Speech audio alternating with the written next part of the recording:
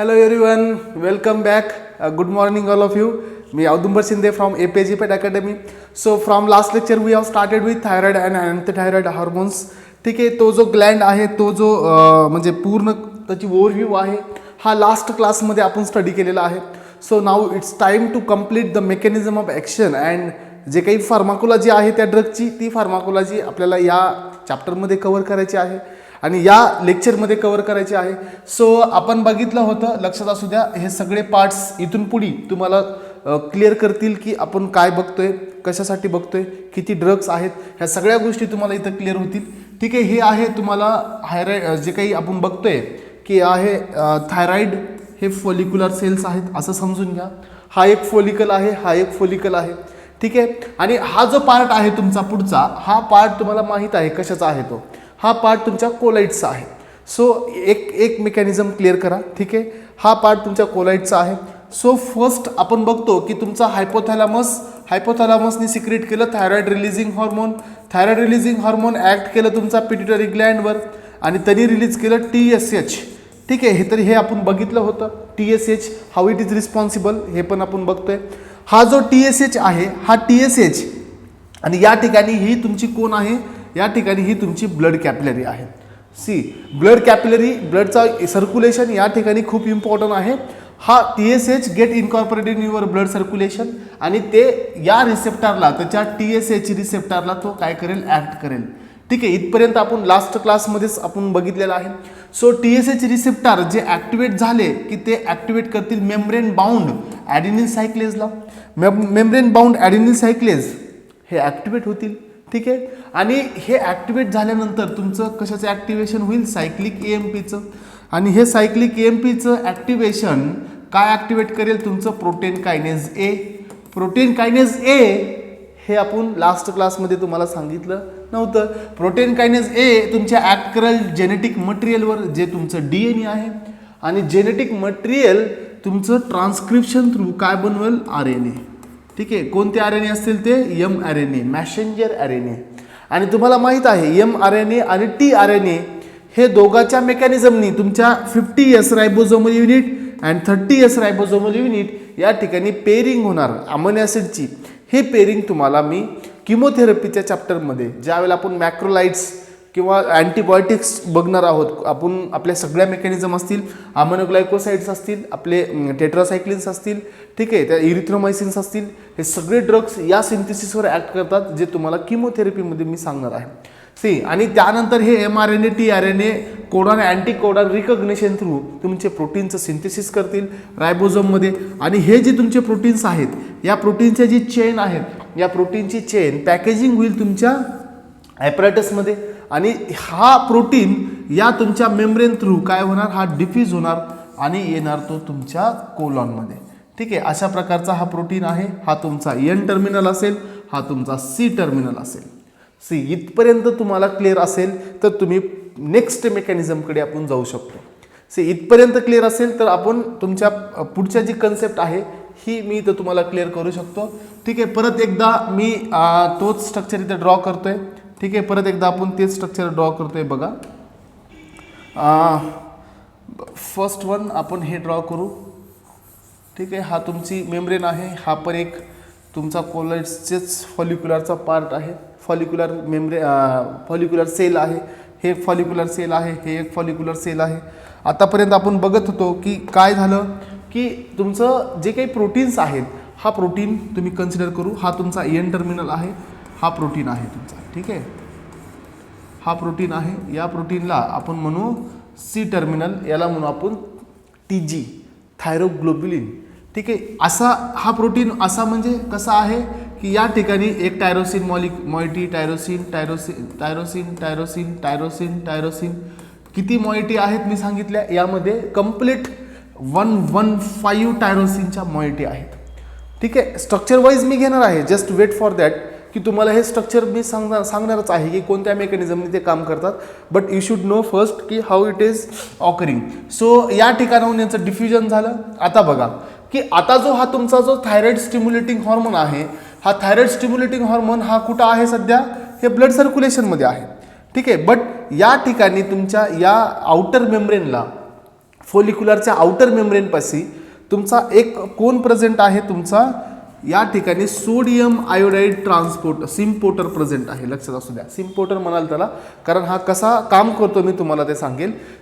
आता जे तुमचं हे आहे तर तुमचं इंट्रासेल्युलर समजा, हा आहे तुमचा एक्स्ट्रासेल्युलरचा पार्ट असं समजा.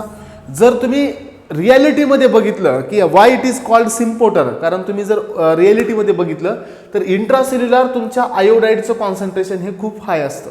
लक्षात असू द्या, इंट्रासेल्युलर आयोडाईडचं कॉन्सन्ट्रेशन हे खूप हाय आहे, कारण आयोडाईड प्रेझेंट आहेत तुमचे MIT DIT बनलेले चालूच आहेत. जर ती प्रोसेस जर व्हायची असेल तर कंटिन्युअस तुमचा आयोडाईड अपटेक झाला पाहिजे, बट असं नाही होत. कॉन्सन्ट्रेशन ग्रेडियंट प्रोसेस तुम्हाला माहीत आहे. कॉन्सन्ट्रेशन ग्रेडियंट मीन्स व्हॉट, की हाय कॉन्सन्ट्रेशन टू लो कॉन्सन्ट्रेशन जर एखादा जर सबस्टन्स पास करत असेल, वी आर मीन्स हे पूर्ण डिटेल स्टडी तुम्हाला बायोफार्मास्युटिक्सच्या ॲब्झॉर्प्शन चॅप्टरमध्ये आपण करणार आहोत. So transfer of drug from high concentration to low concentration, that is called concentration gradient. Downhill process, या प्रोसेससाठी कोणत्याही टाईपचं तुम्हाला एनर्जी लागत नाही. But what is the condition here, की जे इंट्रासेल्युलर जे आयोडीनचं कॉन्सन्ट्रेशन आहे ते हाय आहे, and as compare to extracellular म्हणजे ब्लडच्या कॉन्सन्ट्रेशनपेक्षा इंट्रासेल्युलर कॉन्सन्ट्रेशन हे तुमचं हाय आहे.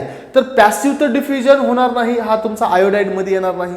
त्यामुळे या ठिकाणी एक को ट्रान्सपोर्टर म्हणून किंवा याला सिम्पोर्टर का म्हणलेलं आहे, कारण इंट्रासेल्युलर तुमचं सोडियमचं जे कॉन्सन्ट्रेशन आहे, इंट्रासेल्युलर सोडियमचं कॉन्सन्ट्रेशन लो आहे आणि ब्लडमध्ये सोडियमचं कॉन्सन्ट्रेशन हाय आहे, आणि तो फोर्स तुमचा आयोडाईड यूज करतो.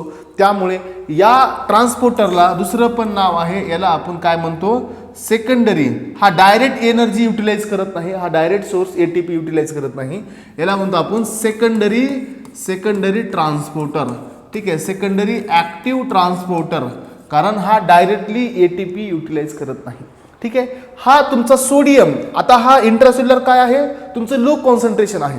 सो लो कॉन्सन्ट्रेशनकडे तुमचं हाय कॉन्सन्ट्रेशन पास होईल. ठीक आहे, तर या फोर्सला युटिलाइज करून तुमचा आयोडाईड याच्या सोबत मध्ये येतो. त्यामुळे याला नाव आहे सोडियम आयोडाईड सिम्पोर्टर किंवा सोडियम आयोडाईड को ट्रान्सपोर्टर. आणि अशा प्रकारे तुमच्या आयोडीनची काय होते, इंट्रॅपमेंट होते. आयोडीन हे तुमच्या ब्लड सर्क्युलेशन थ्रू तुमच्या फोलिक्युलर सेलमध्ये एंटर करतात. यापर्यंत इथपर्यंत जर तुमचा पार्ट क्लिअर असेल तर तुमचे जे पुढे येणारी जी फार्माकोलॉजी आहे ही तुम्हाला जास्त तकलीफ देणार नाही. ठीक आहे, सो इथं मी आता असं लिहू शकतो, हे सोडियम याच्यासोबत तुमचं iodide. So iodide negative charge because याच्याकडे काय आहेत की 3 नॉन बॉन्डिंग इलेक्ट्रॉन पेअर हे प्रेझेंट आहेत, त्यामुळे याच्याकडे काय आहे, निगेटिव्ह आयोडाईड फॉर्ममध्ये आहे तो. ठीक आहे, आणि या ठिकाणी एक तुमचा नेक्स्ट प्रोटीन आहे. ट्रान्सपोर्टर हे प्रोटीनच असतात, लक्षात असू द्या. आणि हा नेक्स्ट प्रोटीनचं नाव आहे याचं पेंड्रिन. ठीक आहे, हा पेंड्रिन रिस्पॉन्सिबल आहे. बघा काही बुक्समध्ये इवन KD त्रिपाठीमध्ये या आयोडाईडचं कन्व्हर्जन आयोडीन हे तुम्हाला दाखवलेलं आहे. ठीक आहे, I2 आयोडीनमध्ये, आणि आयोडीनमध्ये याचं कन्व्हर्जन झालेलं आहे, ते तुमच्या फोलिक्युलर सेलमध्ये दाखवलेलं आहे. काही बुक्समध्ये तुमच्या कोलाइड्समध्ये दाखवलेलं आहे. ठीक आहे, बट याच्यासाठी तुम्ही कन्फ्युजन व्हायची गरज नाही, लक्षात असू द्या. हे डायरेक्टली तुम्ही असं करा की हा जो आयोडाईड आहे, हा पेंड्रिननी हा आयोडाईड फर्स्ट तुमच्या कोलाइडल मेम्ब्रेनमध्ये येणार, आणि यानंतर जी नेक्स्ट स्टेप आहे ही स्टेप काय आहे, या ठिकाणी तुमचं आयोडीन आलेलं आहे. ठीक आहे, आयोडाईड तुम्ही याला आयोडाईडच करा, आयोडाईड करा. हा आयोडाईड तुमचा इथं प्रेझेंट आहे. आता यानंतर काय होतं हे आपल्याला बघायचं आहे की how it is responsible for formation of MIT and DIT, हे कसं होतं हे आपल्याला बघायचं आहे. या प्रोसेसला म्हणतो आपण फर्स्ट ऑक्सिडेशन आहे. त्यानंतर ऑक्सिडेशन झाल्यानंतर तुमचं काय असेल, आयोडिनेशन असेल. आयोडिनेशन झाल्यानंतर कपलिंग असेल. कपलिंग नंतर तुमचं एक्झोसायटोसिस असेल. एक्झोसायटोसिस नंतर तुमची प्रोटिओलायटिक मेकॅनिझम असेल. After proteolytic then it is responsible for releasing T3 आणि T4. एवढ्या डेपच्या मेकॅनिझम तुम्हाला आपल्या बुक्समध्ये मिळणार नाहीत. ठीक आहे, तर त्यानंतर बघा आता आपण नेक्स्ट स्टेपमध्ये आहोत. या स्टेपमध्ये आपण बघतोय की हे तुमचं ही आहे तुमची मेम्ब्रेन जी आपण ड्रॉ केलेली होती. ठीक आहे, ही आहे तुमची एक मेम्ब्रेन आहे. आता हिला आपण छोटं काढू कारण याचं काम संपलेलं आहे. सो आता तुम्हाला इथं काय मिळतोय, हा तुमचा आयोडाईड मिळतोय. ठीक आहे, आणि मी काय करणार आहे तुम्हाला तुमच्या टायरोसिन, आता हे बघा, हे आहे तुमचा थायरोग्लोब्युलिनची जी चेन आहे, अमायनो ॲसिडची जी दुसरी चेन आहे, या चेनवर तुमचा कोण प्रेझेंट आहे लक्षात असू द्या, या चेनवर तुमचा अमायनो ॲसिड, हा टायरोसिनचा अमायनो ॲसिड, याला तुम्ही कंप्लीट सेपरेट मॉइटी जरी लक्षात कन्सिडर केलं तरी चालेल. ठीक आहे, हा तुमचा अमायनो ॲसिड आहे. या ठिकाणी अमायनो ॲसिड तुम्हाला माहीत आहे की याच्याकडे एक ॲरोमॅटिक रिंग आहे. ठीक आहे, ही ॲरोमॅटिक रिंग आहे विथ कंप्लीट डबल बॉन्ड किंवा अनसॅच्युरेशन. ठीक आहे, आणि त्यानंतर हा आहे तुमचा टायरोसिन मॉइटी. सो अशा टाईपचे किती टायरोसिन मॉइटी आहे तुमच्याकडे? हा फक्त किती आहे? एक. तर असे 115 मॉइटी या तुमच्या थायरोग्लोब्युलिनवर प्रेझेंट आहेत. सी, आणि आता काय होणार की हा जो तुमचा आयोडाईड आहे, हा आयोडाईड आणि हा तुमचा टायरोसिन, या दोघांची एक रिॲक्शन होते. ही रिॲक्शन तुम्हाला केडी त्रिपाठीमध्ये पण नाही, ही रिॲक्शन तुम्हाला गर्गनगुप्तामध्ये पण नाही. जर तुम्हाला ही रिॲक्शन बघायची असेल तर तुम्ही रंगेनडेल रेफर करा. रंगेनडेलमध्ये ही रिॲक्शन दिलेली आहे. सी, त्यानंतर काय होतं की तुमचा जो एक मेन एन्झाईम आहे थायरोपर ऑक्सिडेज, हा thyroperoxidase in presence of hydrogen peroxide, हे जे तुम्हाला जी स्टेप आहे, या स्टेपनी तुमचं काय होतं की फ्री रॅडिकल्स जनरेट होतात. ठीक आहे, आयोडीन हा तुमचा फ्री रॅडिकल्समध्ये जनरेट होतो. ऑक्सिडेशन झालं, इलेक्ट्रॉन लॉस झाले. ठीक आहे, हा पण डिफिशंट झाला सध्या आयोडाईड. आणि आता हा कसा होता? रिच होता, इलेक्ट्रॉन रिच होता. लक्षात असू द्या, हे इलेक्ट्रॉन रिच होता. याच्यामधला एक इलेक्ट्रॉन त्यांनी म्हणजे त्यांचा पेरिंग मधला एक इलेक्ट्रॉन जर त्यांनी काढत असेल तर तो काय होईल? इलेक्ट्रो डिफिशंट. मीन्स काय होईल की याच्याकडे फ्री रॅडिकल्स, म्हणजे हा कसा आहे सध्या? हा इलेक्ट्रॉन अनपेअर आहे. ठीक आहे, हा इलेक्ट्रॉन कसा आहे? अनपेअर आहे. त्याच कंडिशनमध्ये हा जो आहे, या ठिकाणी याच्याकडे या कार्बनचे स्वतःचे त्याचे इलेक्ट्रॉन्स आहेत जे त्यांनी बॉन्ड शेअरिंगमध्ये त्यांनी दिलेले आहेत. सी, पुढे काय होतं की हा जो तुमचा टायरोसिनचा मॉइटी आहे, या टायरोसिनच्या मॉइटीचा पण एक इलेक्ट्रॉन या थायरोपॅरॉक्सिडेजनी रिमूव्ह केलं जातं. सध्या हा काय झाला तुमचा टायरोसिनचा, हा टायरोसिन मॉइटी होती, बट आता हे काय झालं? टायरोसिन रॅडिकल झाला. ठीक आहे, टायरोसिन रॅडिकल झाला. हा काय झाला? तुमचा आयोडीन रॅडिकल. ठीक आहे, तर हे इम्पॉर्टंटली लक्षात ठेवा की हे कसं काम करतात, कोणत्या वेनी ते कपलिंग कोणत्या वेनी होते, हे तुमच्या फक्त कन्सेप्टसाठी आहे. याचा दुसरा काहीही रोल नाही. तुम्हाला फक्त समजणे इम्पॉर्टंट आहे. आता बघा की ही पोझिशन जी आहे, हा कार्बन असेल, हा कार्बन असेल 1 2. ठीक आहे, 1 2 3 पोझिशनला आहे, 4 and 5. लक्षात असू द्या, जे आयोडिनेशन होतं ते अशा पोझिशन थ्रू होतं. 3 position first and second, 5 position. तर लक्षात असू द्या, हे आयोडिनेशन हे प्रत्येक टायरोसिनच्या 3 आणि 5ला होत नाही. लक्षात असू द्या, काही टायरोसिनच्या मॉइटीच्या दोन्ही पोझिशनला आयोडिनेशन होतं 3 + 5. काही टायरोसिन मॉइटीच्या ओनली 3 पोझिशनला आयोडिनेशन होतं. ठीक आहे, त्यानंतरच तुम्हाला या ठिकाणी डिफरन्स मिळणार आहे.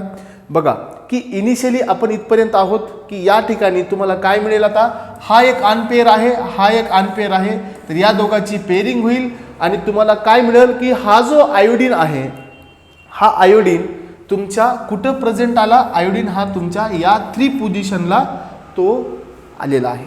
तर हे जे स्ट्रक्चर झालेलं आहे, हे स्ट्रक्चर, आता या स्ट्रक्चरचं नाव काय असेल? जो नेक्स्ट स्ट्रक्चर तुम्हाला मिळालेला आहे. ठीक आहे, याचं थोडं आपण एक 1 मिनिट.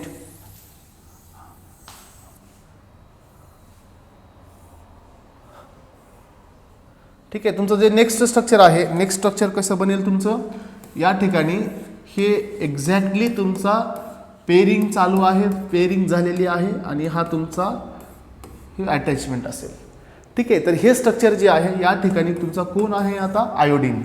आता काय झालं? हे मोनो. ठीक आहे, मोनो आयडो म्हणाल तरी चालेल, 3 म्हणाल तरी चालेल, कारण 3 पोझिशनला तुमच्या आयोडीन प्रेझेंट आहे. 3 मोनो आयडो टायरोसिन. ठीक आहे, काय बनवलं तुमचा? 3 मोनो आयडो टायरोसिन. सो याला काय म्हणू शकतो तुम्ही? MIT. ठीक आहे, आता ही जर स्टेप ट्वाईस वेळा झाली, ही जर स्टेप या ठिकाणी पण सेम कंडिशन आली, एक इलेक्ट्रॉन लॉस झाला, आयोडीन आला नेक्स्ट आणि याला अटॅच झाला, तर काय बनेल इथं? या ठिकाणी काय बनेल तुमचं? डायआयडो. ठीक आहे, डायआयड्रो टायरोसिन. म्हणजे तुम्हाला काय मिळाली ते या ठिकाणी DIT. आता ही झाली तुमची फर्स्ट स्टेप. या ठिकाणी तुम्हाला काय मिळते की आपण आता जर परत आपल्या बेसिक कन्सेप्टकडे आलो, समजा हे आहे आपलं हे थायरॉइडचे फॉलिक्युलर सेल्स आहेत. आता या ठिकाणी मी N टर्मिनल काढतोय NH2. ठीक आहे, हे आहे तुमचा थायरोग्लोबिनची चेन. ठीक आहे, या ठिकाणी तुम्हाला काय मिळाला MIT. कशी स्टेप आली समजली? ओके, आता तुम्ही सोडून द्या. या ठिकाणी तुम्हाला काय मिळाला DIT. ठीक आहे, या ठिकाणी तुम्हाला काय मिळाला MIT DIT. ठीक आहे, या ठिकाणी MIT. तर हे अशा टाईपचं ऑक्सिडेशन. ठीक आहे, फर्स्ट काय होणार त्याचा ऑक्सिडेशन नाही, आयोडिनेशन ही पहिली ऑक्सिडेशन ही पहिली स्टेप आहे. पहिल्या स्टेपमध्ये फर्स्ट काय झालं ऑक्सिडेशन झालं. ऑक्सिडेशन थ्रू तुमचं काय मिळाले तुम्हाला फ्री रॅडिकल्स मिळाले. ओके, इथपर्यंत सगळ्यांना क्लिअर असेल की ऑक्सिडेशन थ्रू काय मिळाले फ्री रॅडिकल्स. आणि फ्री रॅडिकल्स नंतर नेक्स्ट स्टेप आहे त्याला म्हणतो आपण आयोडिनेशन. आयोडिनेशन थ्रू तुम्हाला काय मिळाले MIT अँड DIT. इथपर्यंत सगळ्यांना क्लिअर असेल. सो ही झाली तुमची बेसिक मेकॅनिझम. MIT तुमचा भेटला, DIT तुम्हाला मिळाला. आता हे सगळे कुठं आहेत सध्या? स्टील हे अटॅच आहेत तुमच्या कुठे? तुमच्या थायरोग्लोबिनच्या स्ट्रक्चरला. ठीक आहे, आता बघा आता नेक्स्ट काय होते, नेक्स्ट स्टेपमध्ये काय कंडिशन आहे हे आपण बघणार आहोत. सी, आता मी या ठिकाणी तुम्हाला स्ट्रक्चर ड्रॉ करून दाखवेल. ठीक आहे, हे स्ट्रक्चर तुम्ही बघू शकता. हे स्ट्रक्चर तुम्हाला क्लिअर करेल की how it is actually happening. So या ठिकाणी एक आयोडीन आहे, या ठिकाणी तुमचा OH आहे आणि हे तुमचं सॅच्युरेशन आहे. ठीक आहे, हे आहे स्ट्रक्चर. हे स्ट्रक्चर कशाचं आहे? एक आयोडीन आहे म्हणजे फक्त 3 पोझिशनला आयोडीन आहे. हे स्ट्रक्चर आहे तुमचं MIT. MIT तुम्हाला माहीत आहे. What is mean by MIT? MIT means monoiodo. ठीक आहे, मोनोआयडो टायरोसिन. हे आहे तुमचं एक स्ट्रक्चर आहे MITचं. सेकंड स्ट्रक्चर आपण ड्रॉ करू या ठिकाणी OH. ठीक आहे, हे आहे तुमचं ॲरोमॅटिक रिंग. या ठिकाणी आहे तुमचं CH, COOH and NH2. But या ठिकाणी तुम्हाला मी दाखवतोय की या ठिकाणी एक आयोडीन आहे. ठीक आहे, या ठिकाणी एक आयोडीन आहे आणि या ठिकाणी दुसरा आयोडीन आहे. म्हणजे 2 ठिकाणी याचं thyroperoxidase with the help of hydrogen peroxide याचं ऑक्सिडेशन झालेलं आहे. सो ही याची पॅरा पोझिशन आहे. आता बघा या ठिकाणी काय होतं. या ठिकाणी सगळ्यात मेन मेकॅनिझम तुम्हाला लक्षात ठेवायची आहे की कपलिंगची स्टेप आपण बघतोय. ही कपलिंग कुठं होते? ही कपलिंग तुमच्या टायरोसिनच्या जो थायरोग्लोबिलिनचा जो मॉलिक्यूल आहे, ज्या ठिकाणी तुम्हाला काय दिसलं होतं की हा तुमचा थायरोग्लोबिलिनचा मॉलिक्यूल आहे. ठीक आहे, या थायरोग्लोबिलिनच्या मॉलिक्यूलवर हे टायरोसिन आहे, हे MIT DIT. आता काय होणार की यांची कपलिंग होणार. कपलिंग होत असताना तुम्हाला काय दिसेल या ठिकाणी की हा जो हे जी आहे हे स्ट्रक्चर टोटल तुम्हाला इथून रिमूव्ह झालेले दिसेल. या ठिकाणी हा जो हायड्रोजन आहे हा निगेटिव्ह चार्ज हा इथं ॲक्ट करेल आणि या दोघांची बॉन्डिंग होईल. हा तुमचा हे तुमचे सगळे रिम्युएबल आयन्स. आता ॲक्च्युली याची एक सेपरेट तुम्हाला मेकॅनिझम ड्रॉ करावं लागेल की कोणता इलेक्ट्रॉन कुठून पास झाला आणि या ठिकाणी यांचा कसा अटॅक झाला. सो हे आपला पार्ट नाही, हा तुमचा ऑर्गॅनिक केमिस्ट्रीचा रिअरेंजमेंटचा पार्ट आहे. तो तुम्ही तिथं शिकून घेऊ शकता आणि I am not that much sure about this concept. ठीक आहे, सो क्लिअरली सांगितलेलं बरं, कारण तोच एक आपल्या क्लासचा पार्ट आहे जो मी घेत नाही. सो या ठिकाणी तुमची कपलिंग होईल आणि ही कपलिंग जी आहे हा तुम्हाला जसं मी सांगितलं की हा OH आहे, या OH मधून हा O-. ठीक आहे, हे अशा कंडिशनचं येतं. इलेक्ट्रॉन हायड्रोजन तुमचा काढला जातो आणि हा इलेक्ट्रॉन तुमच्या या ह्या कार्बनवर. ठीक आहे, हा कार्बन आहे, या कार्बनवर तो ॲक्ट करतो. हा इलेक्ट्रॉन ठीक आहे जो याच्याकडे एक्स्ट्रा आलेला आहे, जो हायड्रोजन जाताना हायड्रोजन कसा आहे एक्झॅक्टली हायड्रोजन हा एकदम म्हणजे इलेक्ट्रो निगेटिव्ह तर नाहीच आहे, कारण तुम्हाला माहीत आहे त्याचा ॲटॉमिक नंबर. सो हा जाताना कधीच इलेक्ट्रॉन घेऊन जात नाही, इलेक्ट्रॉन विड्रॉइंग नाहीच आहे तो. त्यामुळे हे इलेक्ट्रॉन ऑक्सिजन हे त्याच्या कंपॅरिझनमध्ये इलेक्ट्रो निगेटिव्ह आहे as compare two hydrogen. So या दोघांची जी बॉन्डिंग असते ठीक आहे, हायड्रोजन अँड ऑक्सिजनमधली जी बॉन्डिंग असते, सो हायड्रोजननी याच्या एक इलेक्ट्रॉन त्या बॉन्डमध्ये दिलेला असतो, ऑक्सिजनचा एक इलेक्ट्रॉन या बॉन्डिंगमध्ये आलेला असतो. सो ज्या वेळेला हायड्रोजन पडतो बाहेर त्यावेळेला H+ मध्ये पडतो. का? कारण हायड्रोजन हा इलेक्ट्रो निगेटिव्ह नाही आहे. सो जे ऑक्सिजन आहे हा इलेक्ट्रोनिगेटिव्ह आहे. तर ह्याच्यामध्ये जे 2 इलेक्ट्रॉन्स आहेत, 1 आणि 2, हे दोन्हीच्या दोन्ही इलेक्ट्रॉन कोण घेतो? हा तुमचा ऑक्सिजन घेतो. त्यामुळे ऑक्सिजन हायड्रोजन बाहेर पडताना तो डिफिशियंटमध्ये पडतो आणि ऑक्सिजन तुम्हाला काय दिसेल? इलेक्ट्रॉन रिच दिसेल. So this electron denoted by, असं तुम्ही डिनोट करू शकता, बट जनरली हे निगेटिव्ह चार्जने डिनोट केलं जातं. आणि हा इलेक्ट्रॉन तुमच्या ह्या कार्बनवर ॲक्ट करेल आणि या कार्बनला तो ॲक्ट केल्यावर या कार्बनची जी व्हॅलन्सी आहे, ठीक आहे, ही व्हॅलन्सी काय? CH2, हे बॉन्डिंग मधला ब्रेक होणं शक्य नाही. ठीक आहे. या ठिकाणी आता बघा, हा जो कार्बन आहे, हा कार्बन 1 2 3 आणि या ठिकाणी असलेला बॉन्ड, तर याचे 4 ऑलरेडी भरलेले आहेत, म्हणजे याची व्हॅलन्सी फुलफिल आहे.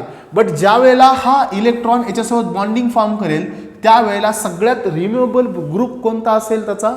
हा जो बल्की ग्रुप आहे हा रिम्युएबल असेल, त्यामुळे हा बॉन्ड ब्रेक होईल. त्यामुळे हे जी स्ट्रक्चर आहे +H हे बाहेर पडेल आणि ह्या O ची याच्यासोबत बॉन्डिंग होईल. ठीक आहे. ही झाली कपलिंग. ह्या मेकॅनिझमला आपण काय म्हणू शकतो? या मेकॅनिझमला आपण म्हणू शकतो कपलिंग मेकॅनिझम, किंवा ही कपलिंग तुमची कोण घेऊन येतं? हे कपलिंग तुमची परऑक्सिडेज हाच एन्झाईम आहे जो तुम्हाला या कपलिंगमध्ये घेऊन येतो. ठीक आहे. जे स्ट्रक्चर तुम्हाला मिळतं हे स्ट्रक्चर तुमचं सिंपल आहे आणि हे स्ट्रक्चर या कपलिंगमुळे झालेलं आहे. Enzyme with the help of peroxidase हाच रिस्पॉन्सिबल आहे तुमच्या कपलिंगसाठी, जे तुमचं ऑक्सिडेशन करेल, ऑक्सिजनचा फ्री रॅडिकल्स तो जनरेट करेल. ठीक आहे. आणि या ठिकाणी या 2 MIT आणि 1 MIT आणि 1 DIT ची कपलिंग करेल. So now we are in that position की तुम्हाला हे समजायला पाहिजे की काय चालू आहे. या ठिकाणी 1 आयोडीन आहे, या ठिकाणी 1 आहे आणि या ठिकाणी 1 आहे, कारण आपण बघत असताना 1 MIT आणि 1 DIT चं आपण कॉम्बिनेशन बघितलेलं आहे. तर तुम्हाला या ठिकाणी हे समजलं की MIT + DIT हा MIT आहे. ठीक आहे. आणि हा तुमचा DIT आहे. सो 1 M मीन्स काय? 1 आणि हा 2, तर या दोघांचं मिळून बनणार आहे तुमचं ट्राय आयडो. ठीक आहे, triiodo. So this is called T3. समजा आता तुम्हाला आपण कुठं आलो? समजा आता आपण परत आपल्या पोझिशनला जातोय. सो आता इथपर्यंत काय दिसत तुम्हाला? MIT DIT, MIT DIT, MIT DIT after iodination. But once we reach in, आता आपण कुठं आलेलो आहोत? या ठिकाणी MIT DIT तर आहेतच, बट या ठिकाणी तुम्हाला काय दिसतील? T3. या ठिकाणी काय दिसतील? T4. काय दिसतील तुम्हाला? T3 T4. ठीक आहे. आता ही झाली कन्सेप्ट T3 T4 ची. म्हणजे तुम्ही तुमच्या बुक्समध्ये जर तुम्हाला दाखवलं असेल, KD त्रिपाठीमध्ये जरा थोडी कन्सेप्ट वेगळी आहे. त्यांनी HOI दिलेला आहे. ठीक आहे, EOI दिलेला आहे. सो याचा कुठेही जास्त रोल नाही, त्यामुळे मी इथं डिस्कस करत नाही. ते हायपॉक्साईड अँड एन्झाईम लिंक्ड ह्याचा जास्त इथं इम्पॅक्ट नाहीच आहे. सो आता तुम्हाला हे जे आहेत या ठिकाणी दिसते T3, कुठं आहे तुमचं T4.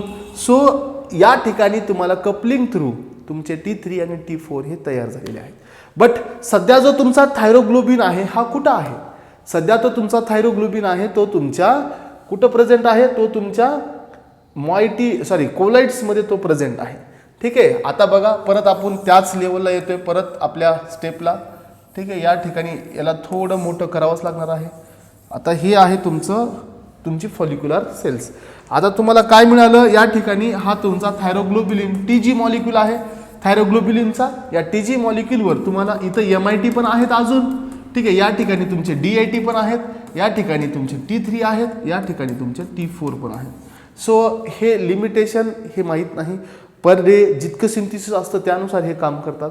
सो आता हे सध्या कुठं प्रेझेंट आहेत? कोलाइडमध्ये, तुमच्या त्या इंटरनल कॅव्हिटीमध्ये. आता ह्याला यायचं कुठं? या ब्लड सर्क्युलेशनमध्ये. कुणाला? या T3 T4ला.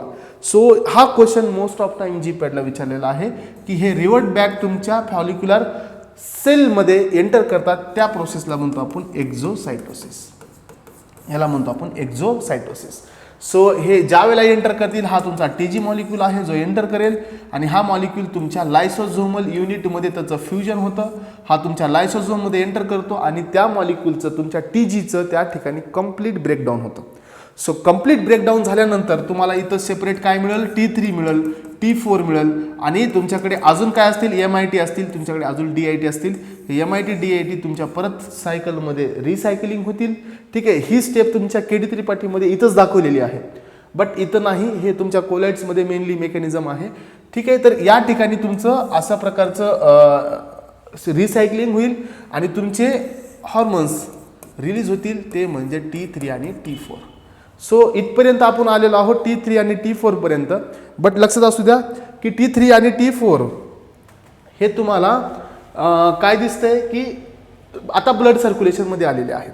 सो ब्लड सर्क्युलेशनमध्ये आल्यानंतर तुम्हाला काय माहीत आहे की T3 आणि T4 याच्यामध्ये कोण जास्त पोटंट आहे, T3 आहे की T4 आहे. तर हा पार्ट तुमचा पुढचा आहे. बट मी तुम्हाला इथंच सांगतोय की T3 हा मोर पोटंट आहे, याची हाफ लाईफ खूप जास्त आहे, याचं ड्युरेशन जास्त आहे, बट हा मोर पोटंट आहे. त्यामुळे पेरिफेरल याचं कन्व्हर्जन होतं T4चं T3 मध्ये. याच्यामधला एक ग्रुप हा आयोडीनचा काय केला जातो, रिमूव्ह केला जातो आणि त्या प्रोसेसला काय म्हणतो आपण, डीआयोडिनेशन. ठीक आहे, डीआयोडिनेज हा जो एन्झाईम आहे हा पेरिफेरल कन्व्हर्जन करतो T4 to T3. आता हे झालं तुमचं कंप्लीट मेकॅनिझम. आणि यानंतर आपण बघणार आहोत आपले ड्रग्स. ठीक आहे, यानंतर आपण आपले बघणार आहोत ड्रग्स. आता हे ड्रग कोणते आहेत, ते कुठे ॲक्ट करतात. ठीक आहे, हे ड्रग कोणते आहेत आणि ते कुठे ॲक्ट करतात हे तुम्हाला मी सांगेल. 1 मिनिट. बघा, आता आपण बघत आलेलो आहोत फर्स्ट स्टेप पासून आपण बघू. ठीक आहे, तर आपण कोणत्या वेनी इथपर्यंत आलोय. आता तुम्हाला इथे दिसेल, आता या ठिकाणी मी कलर पेन थोडा चेंज करतो. हा जो ट्रान्सपोर्टर आहे हा रिस्पॉन्सिबल असेल तुमच्या पूर्ण प्रोसेसला. जर थायरॉइड हार्मोनचं सिंथेसिस खूप जास्त होत असेल तर याला ब्लॉक करणं आपलं काम आहे. त्यामुळे या ठिकाणी हे ट्रान्सपोर्टर ब्लॉक करण्यासाठी आपल्याकडे ड्रग आहेत, थायोसायनेट आणि परक्लोरेट. त्यानंतर हा जो एन्झाईम आहे परऑक्सिडेज, जो नेक्स्ट आहे, जो ॲक्च्युअल रिस्पॉन्सिबल आहे या एन्झाईमला, म्हणजे या सिंथेसिस इनिबिटरला आपल्याकडे ड्रग आहेत, कार्बिमॅझोल आहे, मेथिमॅझोल आहे. ठीक आहे, त्यानंतर ह्या दोनच प्रोसेस आहेत जे मेनली इथं काम करतील. आणि तिसरी प्रोसेस आहे ती म्हणजे तुमचं जे प्रोटिओलायटिक तुमचा जो रिलीज आहे, तो रिलीज हे कपलिंग पण इनिबिट होईल तुमच्या सिंथेसिस इनिबिटरनी. ठीक आहे, त्यानंतर हा जो रिलीज आहे हा रिलीज आपण थांबवू शकतो आयोडिनेशन सोल्युशननी. आणि पेरिफेरल कन्व्हर्जनसाठी पण आपल्याकडे ड्रग आहेत. ठीक आहे, याला म्हणतो आपण पेरिफेरल कन्व्हर्जन इनिबिटर. त्यामध्ये आहे आपला प्रोपॅनोनॉल आणि दुसरे ड्रग्स. ठीक आहे, तर हे आहे तुमच्या कन्सेप्ट. आणि या कन्सेप्ट थ्रू तुम्हाला तुमच्या प्रत्येक मेकॅनिझमला ओव्हरकम करता येईल. त्यामुळे आपल्याकडे जे ड्रग्स आहेत, आपल्याकडे जे क्लासिफिकेशन आहे, ठीक आहे, हे क्लासिफिकेशन तुम्हाला इथं पूर्ण क्लिअर झालेलं असेल. सो आपल्याकडे जे ड्रग आहेत, फर्स्ट ड्रग जे आहेत ते म्हणजे थायरॉइड सिंथेसिस इनिबिटर, जे परऑक्सिडेजला इनिबिट करतील. प्रोपिल थायोरियासिल असेल, मेथिमॅझोल असेल, कार्बिमॅझोल असेल. आयोडीन ट्रॅपिंग जे आहेत, NIS सोडियम आयोडाईड सिम्पोटर, तिथं तुम्ही लिहून घ्या. थायोसायनेट, परक्लोराइड आणि नायट्रेट पण तिथं त्याची मेकॅनिझम आहे, NISला इनिबिट करतील. त्यानंतर आपल्याकडे ते थायरॉइड हार्मोनला डिस्ट्रॉय करण्यासाठी पण प्रोसेस आहेत, बट ते इथं एवढ्या मेजरली तुम्हाला सांगता येणार नाही, याची मेकॅनिझम इथं नाहीच आहे. आणि पेरिफेरल कन्व्हर्जन इनिबिटर. सो जर तुम्ही थायरॉइड सिंथेसिस इनिबिटर परऑक्सिडेजला इनिबिट करत असाल तर ऑक्सिडेशन इनिबिट होईल, ऑक्सिजनेशन आणि कपलिंग या तिन्ही प्रोसेस त्या ठिकाणी इनिबिट होतील. अशा प्रकारे आपण अँटी थायरॉइड म्हणून ती फार्माकोलॉजी इथे यूज करतो, ज्या वेळेला थायरॉइड हार्मोनचं ओव्हर प्रोडक्शन होतं. ठीक आहे, जे की आपल्याला नको आहे. ठीक आहे, तर ही झाली तुमची नॉर्मल पॅथोफिजिओलॉजी आणि तुमची झाली pharmacology. So from next lecture आता आपला रायटिंग पार्ट आहे जो तुमच्या एक्झामसाठी येतो, त्यावर आपण फोकस करू. बट मेकॅनिझम क्लिअर असेल तर ठीक आहे, अदरवाईज लेक्चर रिपीट बघा, मेकॅनिझम क्लिअर करा आणि त्यानंतर तुम्ही प्रोसीड करा. Okay, thank you so much.